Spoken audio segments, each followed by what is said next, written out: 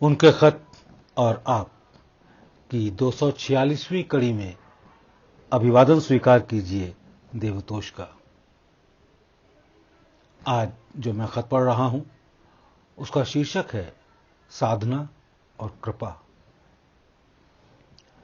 तुमने जो लिखा है कि बेख्याली की सी दशा महसूस होती है, यह हालत बहुत अच्छी है, मगर अभी तुम में बेख्याली की तमीज बाकी है। यानी ख्याल और बेख्याल दोनों का अंदाज अभी तुम में बाकी है।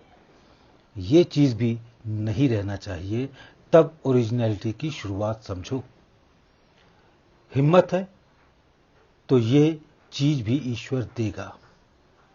ये इतनी बारीक चीज है कि हर शख्स को इसका अंदाजा भी नहीं हो सकता। इसका मजा चखने वाला ही समझ सकता है। ईश्वर करे ये हालात पैदा हो जावे। एक बात मेरे समझ में आई है, वो तुम्हारे खत से ताल्लुक नहीं रखती है, मगर लिखे देता हूं। तुम्हारी और श्यामपति जी की जो बातचीत नारायण ने सुनाई कि श्यामपति जी को ताज्जुब हुआ कि जब तुमने उनके यहां का वातावरण बता दिया। एक बात तजुर्बा करना, मेरा तजुर्बा नहीं है और मैं भी देखूंगा। ये चीज नई ख्याल में आई है और इसको याद भी रखना मुमकिन है मैं भूल जाऊं। किसी चीज की मौजूदगी या असर वातावरण पर असर डालती है। जो मनुष्य या औरत सामने आवे तो उसके ख्याल जैसे भी हैं वो भी उसके करीब के यानी जिस्म से मिलते हुए वातावरण पर असर रखेंगे। इसलिए कभी इसका तजुर्बा करना कि मनुष्य के चारों तरफ जो वातावरण होता है वैसे ही उसके ख्यालात भी होते होंगे। एक नया ख्याल आ गया सो लिख दिया, तजुर्बा इसका नहीं किया है।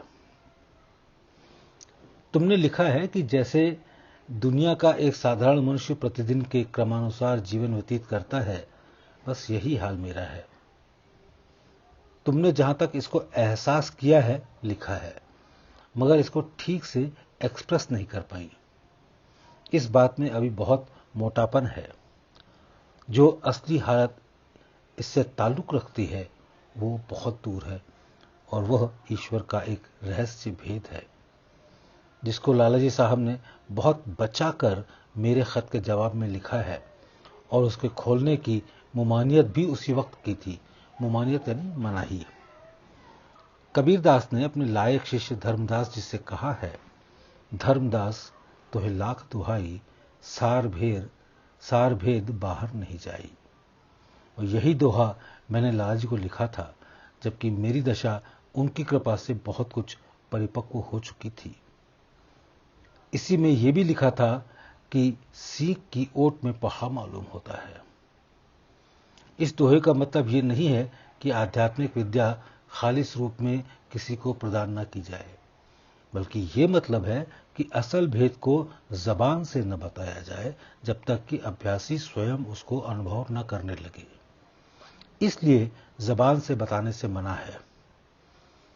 अगर उस बात का किसी शख्स को यकीन हो जाए तो फिर मुमकिन है ईश्वर की इंपॉर्टेंस उसकी दृष्टि में जाती रहे और इस चीज को कोई जल्दी यकीन भी नहीं करेगा। मुझसे लालाजी साहब ने एक जगह नोट में कहा है कि तुम किसी एकांत और अच्छी जगह में जाकर इसका तजुर्बा करो कि अपने आप को इतना नीचे उतार दो कि जो सबसे ज्यादा पतित और रंक की हालत हो सकती है, और फिर आहिस्ता आहिस्ता तरक्की करते हुए चक्रों का हाल जानते हुए अपनी हालत पर आओ। और जितना टाइम मैं इंतहाई पतित की हालत में रहूं और उससे आगे तालीमी हालत पर न आ जाऊं, तब तक तुम लोगों के सिखाने का जिम्मा उन्होंने खुद लिया है। वो मुझे ये तजुर्बा कराना चाहते थे, मगर मैं नहीं कह सकता कि इसके लिए मुझे वक्त मिले या ना मिले, और यह चीज ऐसी जगह हो सकेगी जो किसी पहाड़ या जंगल के कोने पर हो। मैंने बहुत से ईश्वर के भेद खोले हैं। मैं किताबों और चिट्ठियों में बहुत कुछ लिख चुका हूं। बहुत खास बात मुमकिन है कि ना कही हो, क्योंकि अब भी हुक्म ऐसा ही है कि मैं सीने पर रखकर कुछ न ले जाऊं। लिखने वाला न मिलने की कमी मुमकिन है बहुत सी बातें ना खुलवा सकूं। और लिखने वाला अगर हो तो कैसा हो, जो छाया की तरह मेरे साथ लगा रहे, जिस वक्त जो ख्याल मुझ में पैदा हो वो लिख ले। जब तुमने अपनी टीसन की बात लिखी तो मुझे अपनी टीसन याद आ गई, और इसी कुरेदन और अशांति में मुझे वो मजा मिला कि शांति की तलाश करने वाले इस चीज को ठुकरा दें। अब जरूर इन सब बातों से स्वतंत्र हूं, ना अब कुरेदन है न टीसन, और मेरी इस चीज की नकल नहीं करना चाहिए, इसलिए कि जब तक ये चीज खुद ब खुद पैदा न हो जाए। श्यामपति जी से पूछना कि कबीर दास के उस दोहे का क्या मतलब है, वो अच्छा बताएंगे, क्योंकि वो एक काबिल आदमी हैं। और फिर मेरा मतलब भी उन्हें बता देना। एक अच्छी चीज सिद्ध हो जाएगी, वो मुझे लिखना। बिटिया का भी खत मिल गया, उन्हें बेचैनी मुबारक हो। ये चीज बड़ी मुश्किल से मिलती है, और फकीरों की संगत से। अगर जिज्ञासु में तलाश है तो यही चीज पैदा हो जानी चाहिए। इसी को सूफियों ने दर्द दिल कहा है। अब इसके भी बहुत से स्टेजेस हैं।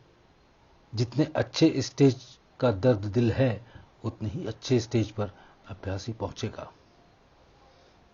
मैं तो सच कहता हूं कि ठूसम ठास करता चला जाता हूं, इसलिए कि कुछ न कुछ काम बन ही जाएगा।